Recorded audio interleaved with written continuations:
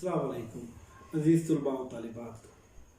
اس سے قبل کے لیکچر میں ہم نے اپنی نصاب پر روشنی ڈالی تھی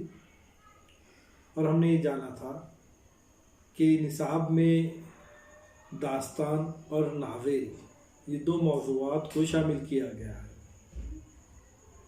داستان کی تعریف کے ساتھ ساتھ ہم نے داستان کا آغاز کب ہوا،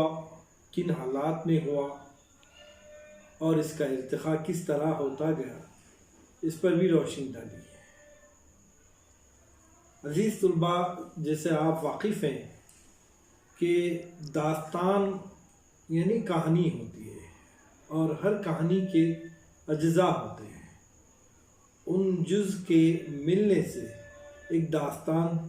تکمیل ہوتی ہے، لہذا داستان کے یہ جز یعنی اجزاء ترکیبی کون کون سے ہیں، ہم نے ان پر بھی روشنی ڈالی ہے۔ اس کے علاوہ ہمارے نصاب میں دو داستانیں شامل ہیں۔ داستانیں چونکہ طویل ہوتی ہیں، طوالت کا خیال کرتے ہوئے مکمل داستان کو تو ہم نے نصاب میں شامل نہیں کیا ہے، بلکہ داستانوں کے اقتباسات پر دو مختلف داستانیں ہم نے شامل کی ہیں۔ اقتباسات ان داستانوں کے، ایک داستان جس کا اقتباس ہمارے نصاب میں شامل ہے، اس داستان کا نام ہے فسانۂ عجائب، اور اس اقتباس کا نام ہے جان عالم کا طوطے کا خریدنا اور انجمن آرا کا نادیدہ عاشق ہو جانا۔ جبکہ دوسری اہم داستان جو ہمارے نصاب میں شامل ہے، اس کا نام ہے فسانۂ آزاد۔ دراصل فسانۂ آزاد پنڈت رتن ناتھ سرشار کی لکھی ہوئی داستان ہے اور یہ اردو کے اہم داستانوں میں اس کا شمار ہوتا ہے۔ اس داستان کے اقتباس کا نام ہے داروغہ جی کی پانچوں انگلیاں گھی میں اور سر کڑھائی میں۔ ایک بہت ہی اہم اور خوبصورت داستان ہے جس کو سرشار نے لکھا تھا، اور یہ داستان اودھ اخبار میں سلسلے وار قسط وار شائع ہوا کرتی ہے۔ یہ اپنے زمانے کی کافی مشہور داستان ہے۔ لوگ اس داستان کو بڑے شوق اور ذوق سے پڑھا کرتے تھے، اور اس داستان کے سبب اودھ اخبار کو بھی مقبولیت حاصل ہوئی، پنڈت رتن ناتھ سرشار کو بھی مقبولیت حاصل ہوئی۔ پنڈت رتن ناتھ سرشار ایک بہت بڑے نہ صرف نثر نگار تھے بلکہ وہ ایک شاعر بھی تھے۔ ان کی ایک مثنوی تحفہ سرشار بھی کافی اہمیت کی حامل ہے اور اس کو بہت مقبولیت حاصل ہوئی ہے۔ فسانۂ آزاد اور ان کے دوسرے ناولوں کی نمایاں صفت جب ہم اس کا مطالعہ کرتے ہیں تو ہمیں اس کی زبان اور انداز بیان معلوم ہوتا ہے۔ سرشار کو زبان پر حیرت انگیز قدرت حاصل تھی اور ان کی نثر زندگی سے لبریز نظر آتی ہے۔ انہوں نے اس داستان میں فسانۂ آزاد میں سینکڑوں کردار تخلیق کیے ہیں اور ہر کردار کو ایک جیتا جاگتا انسان بنا کر غیر فانی بنا دیا ہے۔ داروغہ جی دراصل یہ جو اقتباس ہے، اس اقتباس میں ایک کردار نواب کا بھی ہے۔ نواب صاحب ہیں تو ان کا محل بھی ہے، محل ہے تو ان میں رہنے والے بسنے والے دیگر اور بھی کردار ہیں، جیسے ان کے دوست احباب ہیں، ان کے رفیق ہیں، خدمتگار ہیں، داروغہ ہیں، خوجی ہے، حلوائی ہے۔ ان تمام کرداروں پر یہ اقتباس مشتمل ہے۔ عموماً یہ ہوتا ہے کہ گھر کا بڑا فرد، کسی ادارے کا اہم فرد جب نااہل ہو، ذمہ دار نہ ہو، تو اس گھر میں یا اس ادارے میں کوئی بھی سلسلہ، کوئی بھی کام صلاحیت سے تکمیل نہیں پاتا ہے۔ گھر میں رہنے والے یا اس ادارے میں رہنے والے تمام افراد کا کردار یا ان کے ذمہ داریوں کو بحسن خوبی انجام نہیں دیا جا سکتا۔ کہا جاتا ہے کہ اگر کسی ملک میں اگر رشوت خوری کی بیماری لگ جائے تو وہ ملک بہت جلد کھوکھلا ہو جاتا ہے اور ختم ہو جاتا ہے۔ اور یہاں نواب صاحب کے پاس بھی بالکل اسی طرح کا ماحول ہے۔ نواب صاحب شوقین شخصیت ہیں، وہ مختلف چیزیں خریدنے کا شوق رکھتے ہیں، لیکن ان کی گرفت ان کے کام کرنے والوں پر نہیں ہے، جس کے سبب دیگر اور لوگ نواب صاحب کی اس عادت کا فائدہ اٹھاتے ہیں اور رشوت خوری کا بازار گرم کر دیتے ہیں۔ جیسے کہ اس داستان میں بتایا گیا ہے کہ ایک حلوائی ہے اور وہ حلوائی نواب صاحب کی خدمت میں آیا ہے اور ان سے کہہ رہا ہے کہ ہم نے جو مٹھائی بنائی ہے آپ کو بھیجی ہے، اس کی کچھ رقم بھی جو ہے ہم کو باقی رہی ہے، وہ حاصل نہیں ہوئی ہے ہمیں۔ نواب صاحب جو ہے اس کا حساب کتاب کرنے کے لیے داروغہ کو ذمہ داری دے دیتے ہیں۔ اب داروغہ کا تو فرض یہ تھا کہ وہ پوری ایمانداری سے حلوائی سے اس کا حساب کتاب کرتے اور جو کچھ بھی حلوائی کے ذمے حلوائی کو دینا ہے، نواب صاحب کے جو کچھ بھی ذمے ہے وہ ایمانداری سے ادا کرتے۔ لیکن یہاں انسانوں کی جب نیتیں بگڑ جاتی ہیں، بیجا طریقے سے کمانے کا جب شوق پیدا ہوتا ہے تو رشوت خوری جیسی گندی عادتوں میں وہ ملوث ہوتے ہیں۔ داروغہ جانتا ہے کہ حلوائی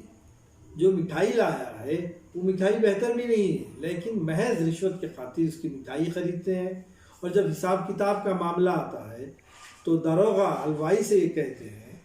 کہ بھائی حساب کتاب کر دیجئے، زیادہ سے زیادہ رقم بتائیے اور ایک رقم آپ رکھیے، دوسری رقم ہمیں بطور رشوت دے دیجئے۔ ہاں،